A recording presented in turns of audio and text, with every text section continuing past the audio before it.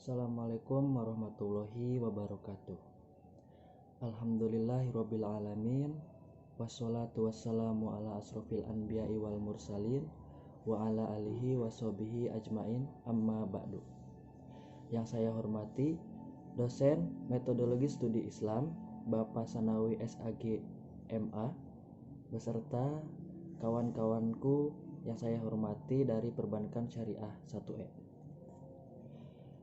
Pengertian agama. Secara sederhana, pengertian agama dapat dilihat dari sudut kebahasaan etimologis dan sudut istilah terminologis. Mengartikan agama dari sudut kebahasaan akan terasa lebih mudah daripada mengartikan agama dari sudut istilah. Karena pengertian agama dari sudut istilah ini sudah mengandung muatan subjektivitas dari orang yang mengartikannya. Maka tidak heran jika muncul beberapa ahli yang tidak tertarik mendefinisikan agama. Salah satunya yang pertama yaitu James H. Leuba. Beliau berusaha mengumpulkan semua definisi yang pernah dibuat orang tentang agama, tak kurang dari 48 teori. Beliau pun berkesimpulan bahwa usaha untuk membuat definisi agama itu tidak ada gunanya, karena hanya merupakan kepandaian bersilat lidah. Kemudian Mukti Ali mengatakan, barangkali tidak ada kata yang paling sulit diberi pengertian dan definisi selain dari kata agama. Pernyataan ini didasarkan oleh 3 alasan, yaitu yang pertama, bahwa pengalaman agama adalah soal batini, subjektif, dan sangat individualis sifatnya. Kedua, barangkali tidak ada orang yang begitu bersemangat dan emosional daripada orang yang membicarakan agama. Terakhir, yang ketiga yaitu konsepsi tentang agama dipengaruhi oleh tujuan dari orang yang memberikan definisi tersebut. Mukti Ali senada dengan Mukti Ali, yaitu M. Sastra Prateja, mengatakan bahwa salah satu kesulitan untuk berbicara mengenai agama secara umum ialah adanya perbedaan-perbedaan dalam memahami arti agama.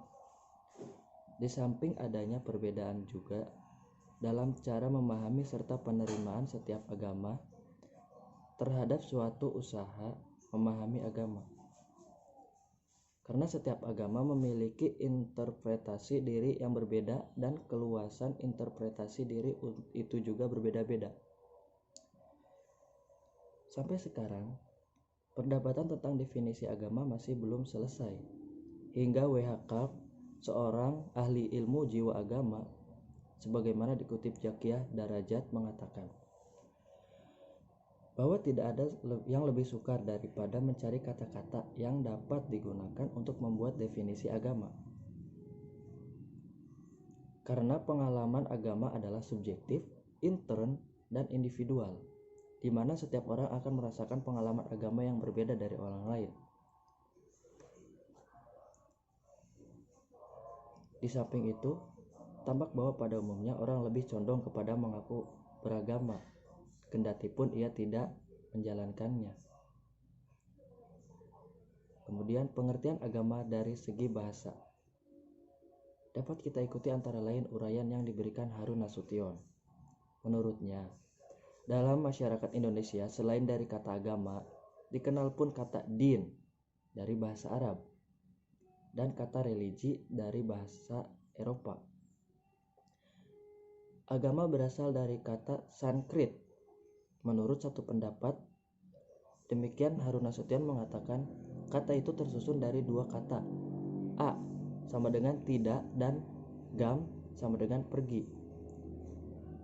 Jadi agama artinya tidak pergi, tetap di tempat, diwarisi secara turun-temurun. Selanjutnya, ada lagi pendapat yang mengatakan bahwa agama berarti teks atau kitab suci, dan agama-agama memang mempunyai kitab-kitab suci. Dikatakan lagi bahwa agama berarti tuntunan. Pengertian ini tampak menggambarkan salah satu fungsi agama sebagai tuntunan bagi kehidupan manusia. Selanjutnya, din dalam bahasa Semit berarti undang-undang atau hukum. Dalam bahasa Arab, kata ini mengandung arti menguasai, mendudukan, patuh, utang, balasan, dan kebiasaan. Pengertian ini juga sejalan dengan kandungan agama yang di dalamnya terdapat peraturan-peraturan yang merupakan hukum yang harus dipatuhi penganut agama yang bersangkutan. Adapun kata religi berasal dari bahasa Latin. Menurut satu pendapat, demikian Harun Nasution mengatakan bahwa asal kata religi adalah relegere, yang mengandung arti mengumpulkan dan membaca. Pengertian demikian itu juga sejalan dengan isi agama yang mengandung kumpulan cara-cara mengabdi kepada Tuhan yang terkumpul dalam kitab suci yang harus dibaca. Kata itu berasal dari religier yang berarti mengikat. Dari beberapa definisi tersebut, akhirnya Harun Nasution menyimpulkan bahwa intisari yang terkandung dalam istilah-istilah di atas ialah ikatan. Agama memang mengandung arti ikatan yang harus dipegang dan dipatuhi manusia. Ikatan ini mempunyai pengaruh besar sekali terhadap kehidupan manusia sehari-hari. Ikatan itu berasal dari suatu kekuatan yang lebih tinggi dari manusia. Satu kekuatan gaib yang tak dapat ditangkap oleh panca indera. Adapun pengertian dari segi istilah dapat dikemukakan sebagai berikut. Elizabeth Cunningham dalam bukunya Agama dan Masyarakat berpendapat bahwa agama adalah gejala yang begitu sering terdapat di mana-mana. Bahwa agama adalah gejala yang begitu sering terdapat di mana sehingga sedikit membantu usaha-usaha kita untuk membuat abstraksi ilmiah. Sementara itu, Durkheim mengatakan bahwa agama adalah pantulan dari solidaritas sosial. Bahkan, kalau dikaji, katanya, Tuhan itu sebenarnya adalah ciptaan masyarakat. Pengertian agama yang dikutip tadi sudah pasti tidak akan mendapatkan kesepakatan dan hal ini sudah dapat diduga sebelumnya karena sebagaimana dikatakan bahwa kita sulit sekali bahkan mustahil dapat menjumpai definisi agama yang diterima semua pihak. Pengertian agama yang dibangun kaum sosiolog bertolak dari Das Sein, yakni agama yang dipraktikkan dalam kenyataan empirik yang terlihat, dan bukan berangkat dari aspek Das Sollen, yakni agama yang seharusnya dipraktikkan dan secara normatif teologis sudah pasti baik adanya.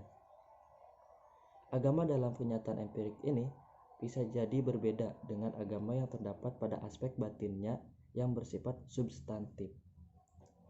Pengertian agama yang diangkat dari apa yang dipraktikkan oleh kaumnya perlu disikapi dengan sikap kritis dan hati-hati. Berkenaan dengan ini, Taufik Abdullah misalnya telah mengkritik pendapat Durkheim tentang agama sebagaimana disebutkan tadi. Taufik Abdullah dalam hal ini mengatakan, barangkali tidak perlu saya bertolak dari sini. Beliau atau Durkheim sampai pada kesimpulan tersebut karena ia hanya meneliti agama melalui tulisan-tulisan para pengembara misionaris dan kehidupan keagamaan pada suku-suku aborigin di Australia yang dianggapnya paling murni. Sedangkan perhatian saya adalah pada agama yang bersifat universal. Kedua, Durkheim terlalu sekular bagi selera saya. Demikian Taufik Abdullah menilai. Durkheim misalnya mengatakan bahwa makin modern suatu masyarakat, maka makin berfungsi solidaritas yang organik. Dalam suasana ini agama telah kehilangan relevansinya karena telah digantikan oleh moralitas ilmiah. Selanjutnya, karena demikian banyaknya definisi tentang agama yang dikemukakan para ahli, Harun Nasution mengatakan bahwa dapat diberi definisi sebagai berikut. 1. Pengakuan terhadap adanya hubungan manusia dengan kekuatan gaib yang harus dipatuhi. 2. Pengakuan terhadap adanya kekuatan gaib yang menguasai manusia. 3. Mengikatkan diri pada suatu bentuk hidup yang mengandung pengakuan pada suatu sumber yang berbeda di luar diri manusia yang mempengaruhi perbuatan-perbuatan manusia. Kepercayaan pada suatu kekuatan gaib yang menimbulkan cara hidup tertentu. 5. Suatu sistem tingkah laku atau code of conduct yang berasal dari kekuatan gaib. 6. Pengakuan terhadap adanya kewajiban-kewajiban yang diyakini bersumber pada suatu kekuatan gaib. 7. Pemujaan terhadap kekuatan gaib yang timbul dari perasaan lemah dan perasaan takut terhadap kekuatan misterius yang terdapat dalam alam sekitar manusia. Terakhir, ajaran yang diwahyukan Tuhan kepada manusia melalui seorang rasul. Dari kesimpulan tersebut dapat dijumpai adanya 5 aspek yang terkandung dalam agama, yaitu aspek asal-usulnya, yaitu ada yang berasal dari Tuhan seperti agama samawi dan ada yang berasal dari pemikiran manusia seperti agama Aldi atau agama kebudayaan. Kedua, aspek tujuannya yaitu untuk memberikan tuntunan hidup agar bahagia di dunia akhirat. Ketiga, aspek ruang lingkupnya yaitu keyakinan akan adanya kekuatan gaib, keyakinan manusia bahwa kesejahteraan di dunia ini dan hidupnya di akhirat tergantung pada adanya hubungan baik dengan kekuatan gaib, respon yang bersifat emosional, dan adanya yang dianggap suci. Keempat, aspek pemasyarakatannya yaitu disampaikan secara turun-temurun, diwariskan dari generasi ke generasi. Kelima, aspek sumbernya yaitu kitab suci. Mungkin itu saja pembahasan dari saya tentang pengertian agama. Wassalamualaikum warahmatullahi wabarakatuh. Bismillahirrahmanirrahim. Wattini wazzaitun wa turi sinin wa hadzal baladil amin. Laqad khalaqnal insana fi ahsani taqwim. Summa radadnahu asfala safilin. Illal ladzina amanu wa amilus solihati falahum ajrun ghairu mamnun. Fama yukazzibuka ba'du biddin. Alaisallahu bi ahkamil hakimin. Sadaqallahul azim.